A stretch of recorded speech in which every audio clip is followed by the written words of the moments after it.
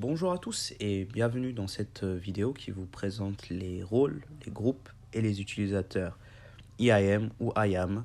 Voilà, cette vidéo est vraiment faite pour vous aider dans l'obtention de votre certification AWS Practitioner et dans votre compréhension de ce service cloud très important. Ok. J'espère vraiment que cette vidéo vous a plu. Si c'est le cas, n'hésitez pas à la fin de cette vidéo à vous abonner, à liker, ça m'encouragera vraiment beaucoup. Restez connectés parce que d'autres vidéos vont suivre. Donc sans plus tarder, commençons. La première des choses, consiste à comprendre c'est quoi IAM ou IAM. IAM est un service AWS qui permet en fait de contrôler en toute sécurité l'accès à vos ressources d'AWS. Okay, c'est un des services les plus importants en termes de sécurité et il possède en fait plusieurs, on va dire, catégories ou onglets. La première catégorie consiste aux utilisateurs. On verra donc c'est quoi les utilisateurs, c'est quoi les rôles, les groupes et la fédération d'identité. Dans cette vidéo, nous ne traiterons pas donc la fédération d'identité, mais pour faire très simple, en fait, c'est un système, la fédération d'identité est un système qui permet aux utilisateurs de pouvoir en fait utiliser des ressources qui sont relatifs à d'autres services ou d'autres prestataires cloud comme GCP ou Azure sans forcément avoir besoin de changer leur manière de s'authentifier. Voyez-le un peu comme si vous vous connectez avec un compte Gmail pour créer par exemple un compte sur une application qui n'a rien à voir avec Google. Par exemple, si vous êtes sur GitHub, vous pouvez utiliser votre compte Google pour vous connecter sur GitHub et avoir votre compte GitHub. Donc la fédération d'identité permet ainsi de changer de prestataire, de se connecter ou d'utiliser des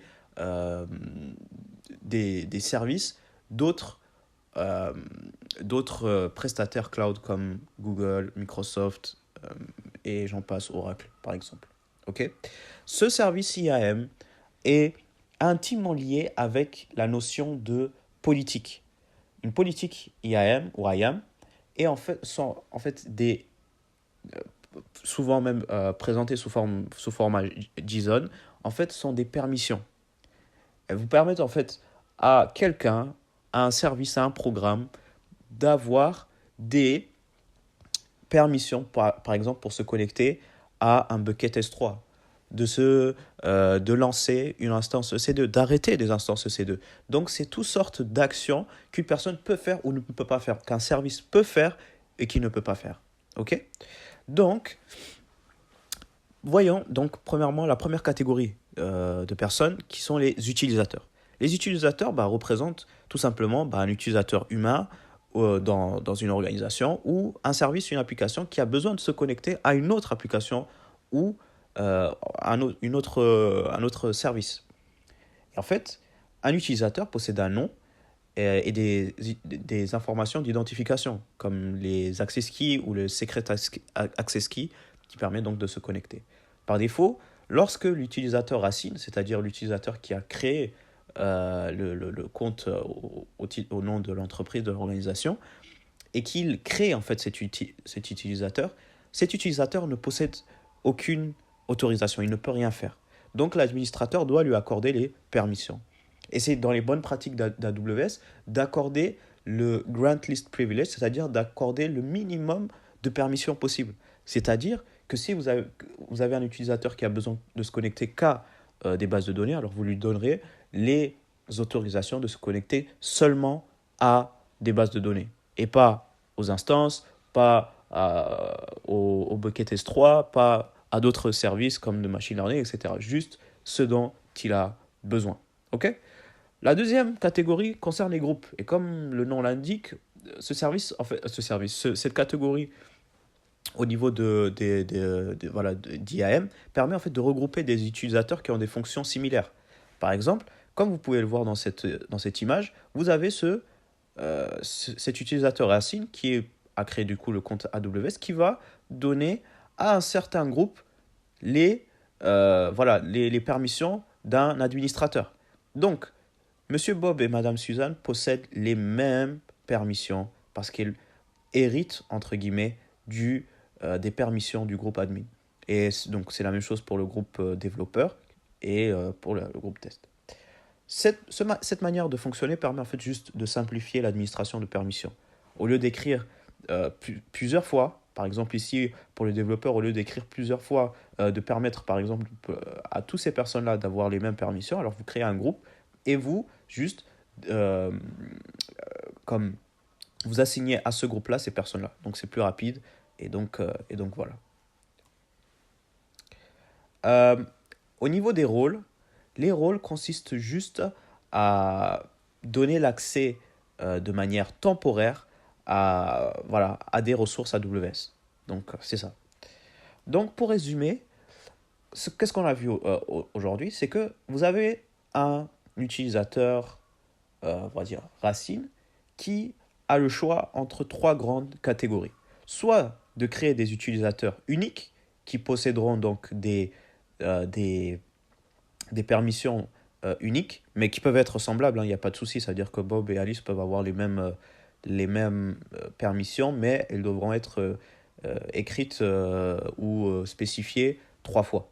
OK? Et donc, deux fois, pardon. Si les deux ont les mêmes politiques, c'est pas la question, mais ça veut dire qu'une personne a une seule politique, enfin, une seule des politiques IAM qui leur sont propres. OK? La deuxième catégorie concerne les groupes. Et donc là, nous avons vu que voilà, vous avez des groupes qui possèdent des mêmes voilà, des personnes qui sont dans des groupes qui possèdent en fait les mêmes permissions. Voilà. Et enfin, troisième, nous avons vu que nous avons des rôles de personnes qui ont éventuellement, voilà, c'est un accès temporaire à des permissions, voilà, qui ont un accès temporaire à certaines ressources. Donc voilà. Donc bah, sans plus tarder, bah, regardons dans la console. Ici donc vous êtes sur la console donc IAM. Vous tapez juste sur la barre de recherche IAM et normalement vous êtes censé tomber sur le tableau de bord IAM. Et ici vous pouvez voir qu'il y a plusieurs onglets ou plusieurs on va dire catégories. Vous voyez? Bon là je suis en français mais en anglais donc vous auriez group, user, role. Et lorsque vous rentrez par exemple dans le groupe, ici vous avez la partie on va dire des groupes de personnes. Et lorsque vous rentrez en fait dans ce groupe-là, vous pouvez spécifier des personnes. Alors je ne l'ai pas fait, mais vous pouvez bien évidemment ajouter des personnes. Pour donc les personnes, c'est voilà, ici vous avez l'admin et vous rentrez à l'intérieur. Donc si vous rentrez à l'intérieur, vous aurez voilà, les politiques ou IAM donc pour autoriser donc à cet utilisateur-là qui s'appelle donc admin d'avoir tous les accès en tant qu'administrateur. Et enfin, nous avons les rôles. Et ici, les rôles, vous avez vu, c'est quelque chose qui est temporaire. Donc, c'est vraiment, voilà. Donc, si vous rentrez, je ne sais pas moi, ici, vous avez un accès temporaire à RDS. Donc, voilà. Et ainsi s'achève cette vidéo. J'espère vraiment que ça vous aura plu. Si c'est le cas, n'hésitez pas à liker, abonnez-vous et voilà. Avant de nous quitter, j'aimerais juste voilà, vous remercier pour votre attention. Merci d'être resté jusqu'au bout.